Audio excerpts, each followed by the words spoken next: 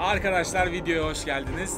Şu an Hindistan'ın başkenti Yeni Delhi'de bir metrodayız. Yanımızda bir hayalin peşinde Deniz Pehlivan ve YouTube ve internet sitesi işlerini yapan editör ekibi var. 5 kişi olarak 12 gündür Hindistan'ı geziyoruz. Delhi'ye geldik. Delhi'yi gezeceğiz. Şimdi burada size koronavirüsle ilgili insanlar ne düşünüyor, ne yapıyorlar, maske takıyorlar mı, toplu alanlarda nasıl önlemler var, birazcık onları göstermek istedim. The mask is not protective? No, not protective. 25 TL.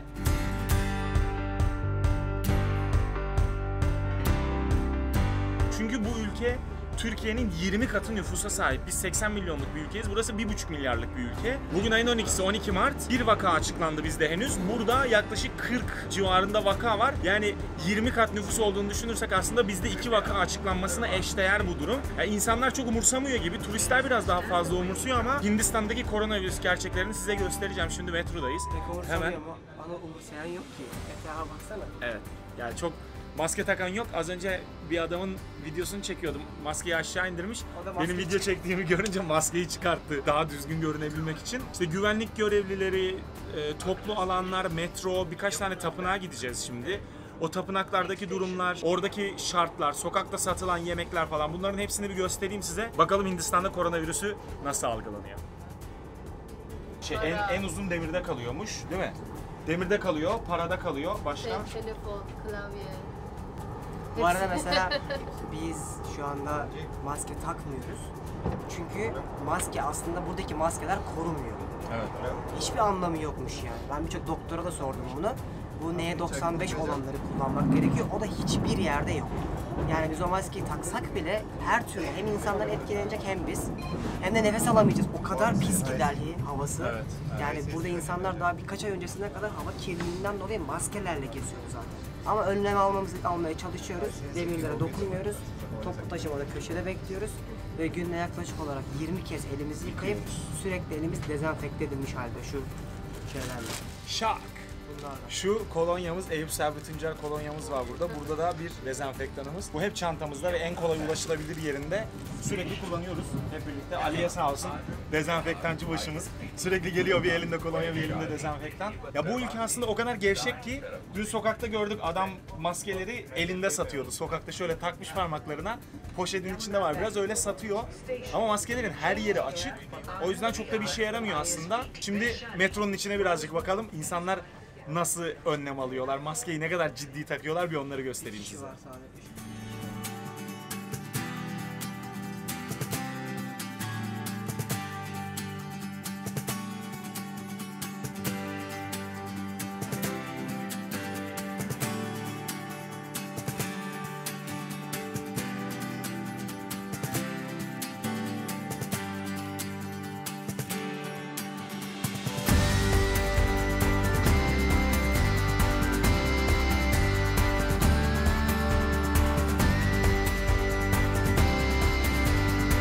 İnsanlar burada koronadan çok kameradan korkuyorlar. Kameradan kaçmaya, saklanmaya çalışıyorlar. Ama gerçekten maske takan sayısı %10'u falan geçmiyor. Onların da birçoğu göstermelik takıyorlar. Neden taktıklarını, maskenin ne işe yaradığını bilmiyorlar. Adam maskeyi takmış, telefonla konuşurken şurasına indiriyor mesela. Çok da bir fikirleri yok. Mesela şurada bir asker abi var. Do you think it is effective? Yeah. Is it? Yeah. Okay. Mesela maske kullanmıyorlar. Corona, you're not afraid of coronavirus? I don't know. You don't know? You don't care? We also don't use the mask. You also don't use. So you don't think the mask is not protective? No, not protective. No? Okay. Thank you. Have a nice day. Welcome. Dün siz yukarıdayken bir tane çocuk geldi. Nereli olduğumu sordu. Dedim Türkiye'den geldim. Aa dedi Türkiye'de de virüs görüldü. Hayırlı olsun dedi. Ondan sonra dedim ki Hindistan'da nasıl gidiyor durum? Bu arada İngiliz çok iyiydi. Devlet o kadar baskılamış ki koronavirüs olayını. Hindistan'da Aha. çok konuşulmasına izin vermiyorlarmış. O yüzden hayat devam etsin diye, panik olmasın diye öyle birçok şeyi açıklamıyorlarmış. Dün çocuk aynen öyle söyledi ve hatta şöyle bir şey yaratıyorlarmış Hindistan'da. Bu virüsün biraz overrated, işte abartıldığını düşünüyorlar. O yüzden umursamıyorlar. Gazetede ve televizyonda da şey yazıyormuş. 28 derece sıcaklıktan fazla öldüğü söyleniyor ya. O yüzden önemsemeyin mesela. Yani buralar ya zaten şu an hepimiz short tişört geziyoruz neredeyse. 30'a yakın. Güneyi 40'tır belki. Evet, yani. evet. İnsanları, ya bilmiyorum, insanları rahatlatmak için söylüyorlardır belki. Rahatlatmak için söylüyorlar. Ve bu arada dün İtalya'da yapılan ölen insanların, vefat eden insanların rakamlarını açıkladılar. %29'u 81 yaş üstü. Genç nüfus, özellikle buradakiler onu bildiği için pek korkmuyor. Umurlarında da olmuyormuş. Evet, etrafta kimse maske takmıyor zaten. Mesela arkada bir asker abi var, o da takmıyor. Şöyle bir mağaza var mesela, Miniso. Böyle binlerce küçük hediyelik ıvır zıvırın satıldığı. Burayı kapatmışlar mesela. İçeride bir kişi var sadece, o da buranın görevlisi. Dükkanı kapatmışlar. Şimdi bir mağazaya girdik. Burada maskeler var. Maske fiyatlarını göstereyim size de. Amaç korumak değil, güzel görünmek. Bu mesela 260 rupi, yani 25 TL. Farklı modelleri var. Torlusu var mesela, Marvel. Bu da 260 rupi. Bu da 25 TL. Burada öyle medikal olabilecek bir maske yok. Yani gerçekten tıbbi olarak koruyabilecek hijyenik bir maske yok. Birçok Hintli bu virüs Hindistan'da değil Çin'de çıktığı için şanslıyız diyor. Bunun sebeplerinden bir tanesi mesela yolun ortasındaki şu tuvalet kompleksi. Burası bir tuvalet. Yine etrafı sağa solu kapalı bir tane. İhtiyaçlarını dışarıda da gören çok fazla insan var. Ya Hindistan hijyenin sıfır olduğu bir yer. Sokaklar inanılmaz pis. Her yer inanılmaz pis. İnsanlar pis. Temizlik yok. Hijyen yok. Yani yayılacak olsa bu ülkede yayılırdı. Bu ülkede sadece 40-50 vakanın olması çok ilginç mesela şu ana kadar. Mesela bunlar sürekli birbirlerinin dokunduğu, gözlüklere falan dokunup ağızlarına, yüzlerine takıyorlar. You try? Goggles sandals. Good. Bütün Hindistan dokunuyor bu gözlüklere. Bu kardeşimiz de dokunuyor. Ağzına, yüzüne sürüyor sonra. Hello. Hello beta, क्या हाल है? Is Hello. it puri? हाथ मिला, हाँ 20 rupees 2 piece. No shaking hands. No, Coronavirus. Okay, Ha. okay. Bu abi elleriyle burada yemek yapıyor, insanlara yediriyor mesela. Burada da hiçbir sorun yok. Şu ablanın burnu kapalı sadece. Şu pisliğin içinde yemeğe devam ediyor. Burası dünyanın en büyük Hindu tapınağı. Çok yeni bir tapınak, yeni yapılmış bir tapınak ve inanılmaz kalabalık oluyor aslında. Bakalım bu kadar kalabalık bir yerde önlem var mı yok mu göreceğiz şimdi. Mesela burada bir yerli turist grubu var. Maske takmışlar. Hello! Where are you from? Assam. Guwahati. Because of virus or right. pollution. Hayrat position. Thank you. Tapınağı gezdik, çıktık. İçeride önlem sıfır. Kimse umursamıyor. Çok nadir gördük maske takan insan. Onlar da hep turisti. Şimdi buradan devam ediyoruz. Zaten bakın. Sallamıyor kimse.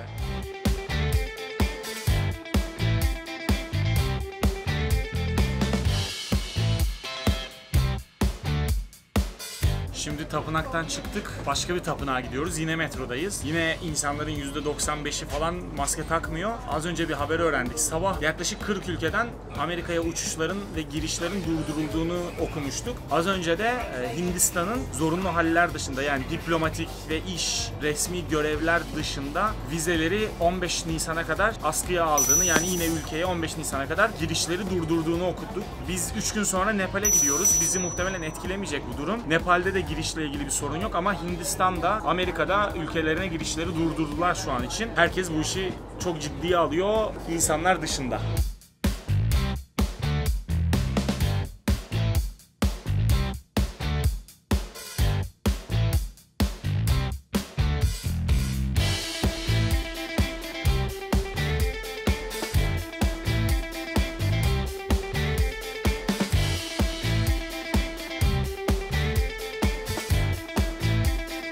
Video çekmek istediğim için maskesini çıkartıyor mesela. Ne kadar tehlikeli bir şey olduğunun farkında değil aslında maske takan insanlarda. Berlin'in havası inanılmaz kirli olduğu için maske takan insanların büyük çoğunluğu hava kirliliğinden etkilenmemek için takıyorlar. Şimdi bu ülkeye giriş çıkış yasaklarından bahsetmişken Hindistan'da nasıl önlemler gördük, bir de onu anlatayım size. Mesela işte NBA maçları yasaklanmış Amerika'da. Türkiye'de okulların tatil edilmesi konuşuluyor. İtalya tamamen kapandı zaten. Her gün haberleri takip ediyoruz. Biz burada henüz ne haberlerde ne de sosyal medyada bir şey görmedik. Böyle alınan net bir karar görmedik. Okullar tatil değil, toplantılar, buluşmalar, her şey devam ediyor şu an bildiğim kadarıyla. Sadece Taj Mahal'e girerken Taj Mahal'in girişinde insanların alnından şöyle sıcaklıklarına, vücut sıcaklıklarına bakıyorlardı. Eğer birinin vücut sıcaklığı yüksekse bilmiyorum karantinaya mı alacaklardı, teste mi götürecekler. Bir de otellere girerken son günlerde geldiğiniz ülkeler, hangi şehirleri gezdiniz, ateşiniz var mı, öksürüğünüz var mı falan gibi bir form doldurtuyorlar. Ya çok ciddi önlemler değil aslında, çok ciddi önlemler yok. Şöyle bir daha bakalım maskeleri var mı insanların. Kaç kişinin var? Çok az kişinin var. Buradaki insanlar insanlar bu işi pek ciddiye almıyor gibi. Metrodan iniyoruz şimdi. Az önce gittiğimiz yer dünyanın en büyük Hindu tapınağıydı. Şimdi yürüdüğümüz yönde dünyanın en büyük Bahai tapınağı. Bahailik diye bir din var burada. Onun tapınağına gidiyoruz. Bakalım orada da uzun sıralar oluyor. Sırada herhangi bir önlem var mı? Polislerde herhangi bir önlem var mı? Güvenlik görevlilerinde. Bir de o tapınağa bakalım. Sonra birkaç tane de yemek yeri ve böyle sokak göstereceğim size. Önlem alıyorlar mı almıyorlar mı? Bir de oralara bakalım. Tuktuğa bindik. Mecburen tutunuyoruz şöyle sağdan soldan. Bu insanların da hiç turist umurlarında değil. Korkmuyorlar. Bilmiyorlar çünkü.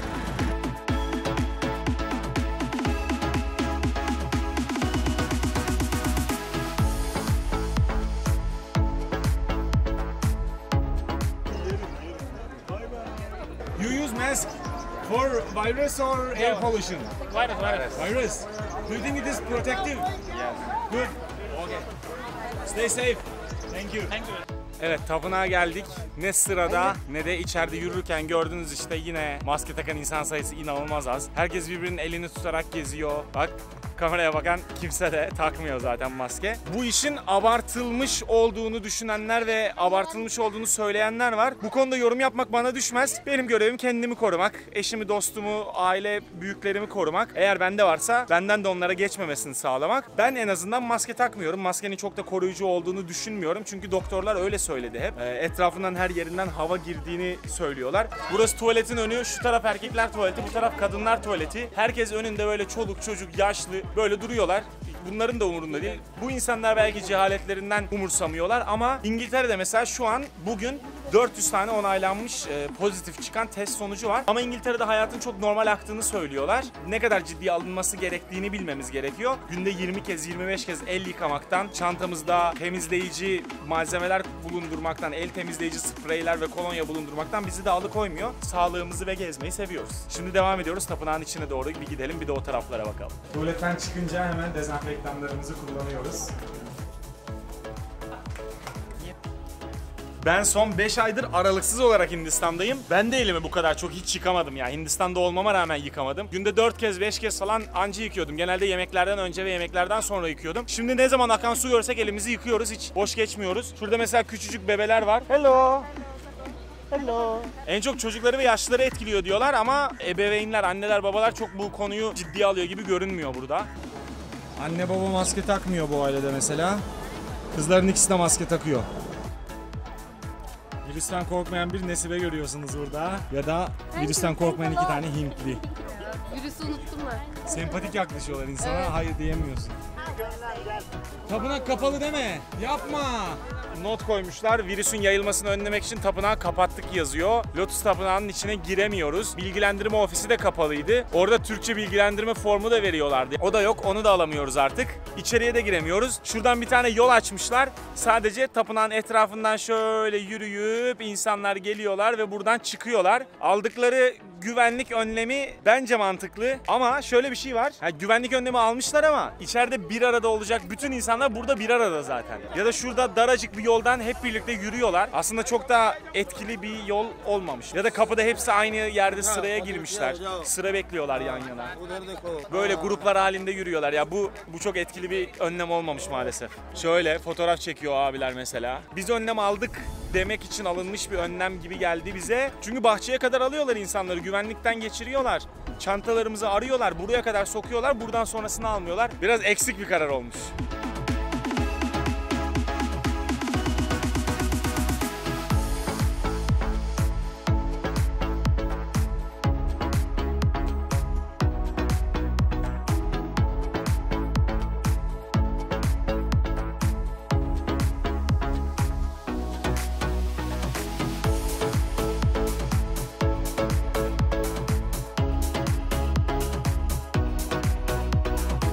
Şimdi birazcık lüks bir yere geldik. Yani gelir düzeyi biraz daha yüksek burada ama burada da kimse takmıyor maske gördüğümüz kadarıyla. Yolda insanlar var, motorla gelip geçenler, eve girenler, çıkanlar falan. Burada da hiç maske takan görmedik. You're not using mask. You're not afraid of corona. We are afraid of corona, but it always survive on the metal and the plastic objects. Ya diyor ki maske sadece dışarıdan aldığın havayla işe yarıyor. Virüs daha çok plastik maddelerin, paranın, metalin üzerinde duruyor. O yüzden kullanmıyorum diyor. Okay. And you wash your hands a lot? Always. Thank you. Maximum time. Thank you so much. Hello. Hello sir. Hello. You also don't use mask for virus. He is also not afraid. नहीं हम तो जाने पर बाहर जाते नहीं कहीं कभी जाते हैं वो लगा लेते हैं स्कूटर वगैरह जाते हैं Thank you so much. Nice to meet you. Thank you. Thank you sir. गैस मैक कैन कोले Kolay. Yes. कोलाय Thank you.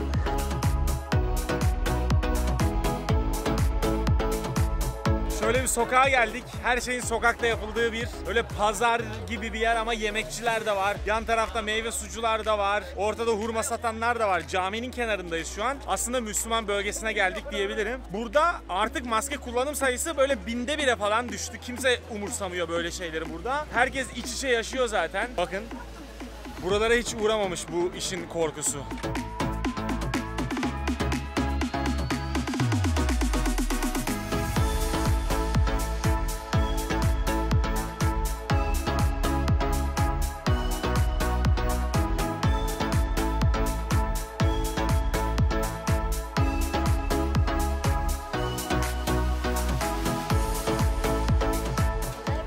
Burada bir ciğerci var. Bayağı bildiğimiz karaciğer yapıyor. Yani şurada köpek var. Oradan bir şeyler yemeye çalışıyor. Bu insanların koronadan önce gıda zehirlenmesinden ya da buradaki bakterilerden ölmemesi büyük mucize. Burada köfteci var. Kebap köfte. Hello. Şimdi şurada ızgaracı var. Bu ızgaracıyı bir göstereyim size. Ciğer çöp şiş.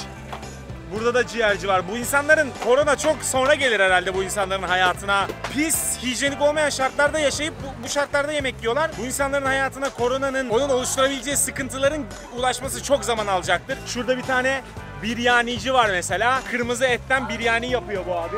O her şey açıkta satılıyor burada. Her şey 30 derece sıcaklığın içinde açıkta satılıyor. Böyle bir hayat var burada.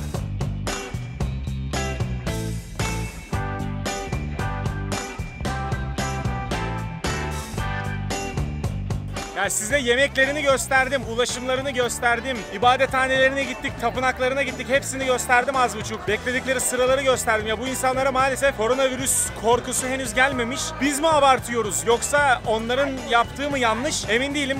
Muhtemelen 15-20 gün sonra, bir ay sonra hangisinin doğru olduğu ortaya çıkacaktır. Umarım çok fazla insan ölmeden, çok fazla insanın canı yanmadan çözülür bu sorun. Videoyu izlediğiniz için teşekkür ediyorum. Umarım Hindistan'daki bu algı hakkında size birazcık fikir verebilmişimdir. Diğer videoları kaçırmamak için lütfen kanalıma abone olun. Bir sonraki videoda görüşmek üzere.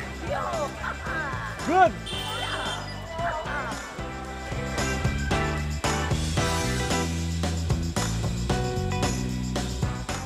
Az önceki videoyu ayın 12'sinde çekmiştik. Şu ayın 15'i. Biz Nepal'e gitmeyi planlıyorduk 16'sında. Orada birazcık vakit geçirecektik. Ben bir Everest ana kampı tırmanışı yapacaktım. Fakat Nepal sınır kapılarını kapattı. Gidemiyoruz. O yüzden Amritsar şehrine gitmiştik. Şimdi oradan geri dönüyoruz ve Türkiye'ye bilet aldık. Bütün sınırlar kapanmadan bir an önce ülkemize dönelim, evimize dönelim istediğimiz için hemen yarın sabaha bilet aldık. Yaklaşık 15-16 saat sonra uçağımız var. Türkiye'ye dönüyoruz. Az önceki video ile şu anki video arasında Türkiye'deki onaylanmış vaka sayısı 6'ya çıktı. İşler daha kötüye gidiyor. Almanya, Fransa, İtalya için, Amerika için daha kötüye gidiyor. Birçok ülke sınırlarını kapatmaya başladı. Türkiye 9 ülkeye sınırlarını kapattı.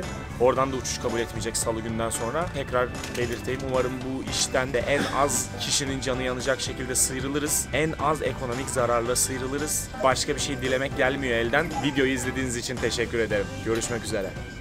Boom.